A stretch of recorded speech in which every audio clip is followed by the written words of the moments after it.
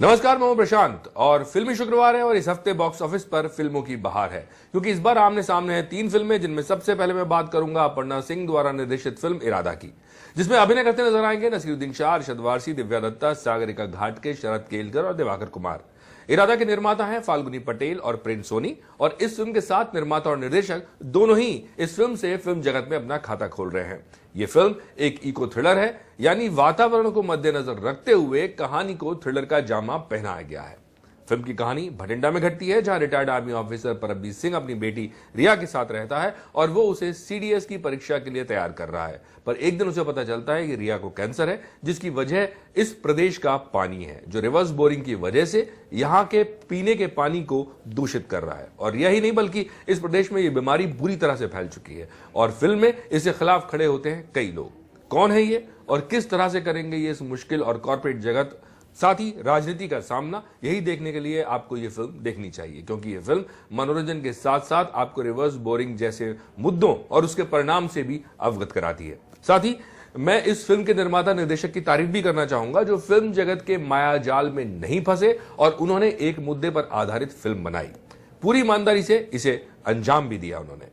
अब बात खामियों और खूबियों की, जिनमें सबसे पहले खामियां। मध्यांतर से पहले फिल्म की लिखाई मुझे कमजोर लगी, फिर चाहे वो स्क्रिप्ट हो या स्क्रीन प्ले, खासतौर पर दिवाकर और सागरिका घाटगे वाला ट्रैक। इनके किरदार और दृश्य पैर जमाने से पहले ही उखड़ जाते हैं।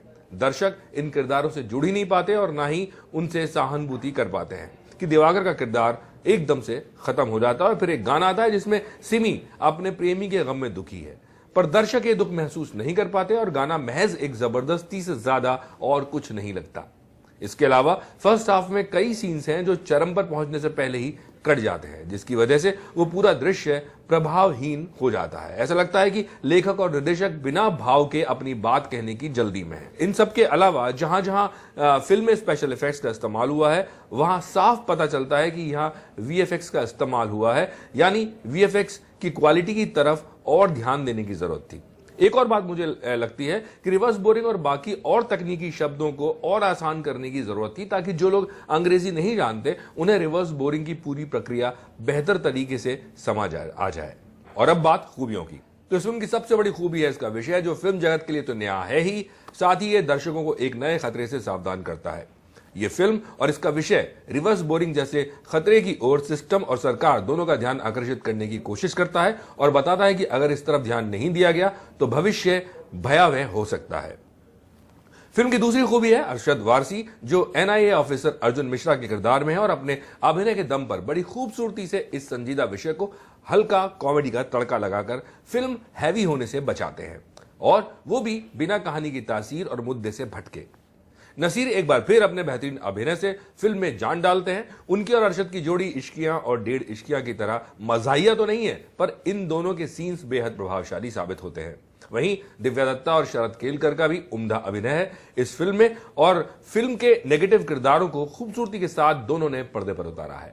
मध्यांतर के पहले के आधे हिस्से के बाद फिल्म की लिखाई और निर्देशन दोनों में धार नजर आती है और फिर फिल्म असरदार हो जाती है। फिल्म की सिनेमेटोग्राफी फिल्म के मर्म और विषय को और सहारा देती है। साथ ही मैं यहां एक और दृश्य का जिक्र करना चाहूंगा, जिसमें कैंसर के मरीजों को रेल में ले जाते दर्शाया गया है। यह सीन आपका दिल दहला देता है। इसका फिल्मांकन काबिल तारीफ है। तो जाइए और यह फिल्म जरूर देखें, इसके विषय के लिए और इसके संदेश के लिए। मेरी तरफ से इस फिल्म को 3 स्टार्स।